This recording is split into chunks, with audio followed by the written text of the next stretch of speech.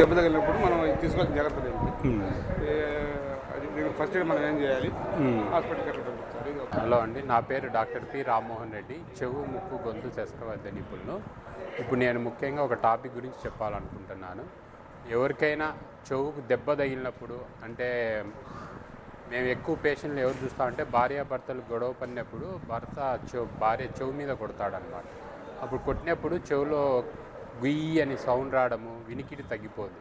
అప్పుడు ఏం చేస్తారంటే వెంటనే వాళ్ళు ఫస్ట్ ఎయిడ్కి మన రూరల్ ప్రాక్టీషనర్ డాక్టర్ దగ్గరికి వెళ్తారు. వాళ్ళు ఏం చేస్తారంటే వెంటనే చెవులో హైడ్రోజన్ పెరాక్సైడ్ లాంటివి, చుక్కల మందు లాంటివి అడ్వైజ్ చేస్తారు. అలా చేయొద్దండి.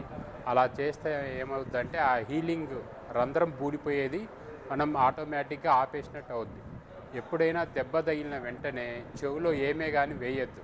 చెవులో నీళ్లు కానీ, చుక్కల మందు కానీ, హైడ్రోజన్ పెరాక్సైడ్ లాంటివి కానీ ఏం వేయొద్దు. మామూలుగా మన చెవు దెబ్బ తగిలినప్పుడు మినిమం 1 or 2 monthsలో అది ఆటోమేటిక్గా హీల్ అయిపోద్ది. మనం ఈ చుక్కల మందు ఇవన్నీ వేయడం వల్ల న్యాచురల్గా హీల్ అయ్యేదాన్ని మనమే దాన్ని డిలే చేస్తూ ఉన్నాం. నా విజ్ఞప్తి ఏంటంటే చెవు దెబ్బ తగిలిన వెంటనే చెవులో ఏమే కానీ వేయద్దు. చుక్కల మందు కానీ, నూనె కానీ, ఈ హైడ్రోజన్ పెరాక్సైడ్ లాంటివి. ఏమన్నా పెయిన్ అందుకు ఎక్కువ ఉంటే అప్పుడు మనం పెయిన్ తగ్గడానికి పెయిన్ కిల్లర్, ఒక యాంటీబయాటిక్ లాంటివి ఇస్తే అవి తొందరగా ఆటోమేటిక్గా తగ్గిపోతాయి.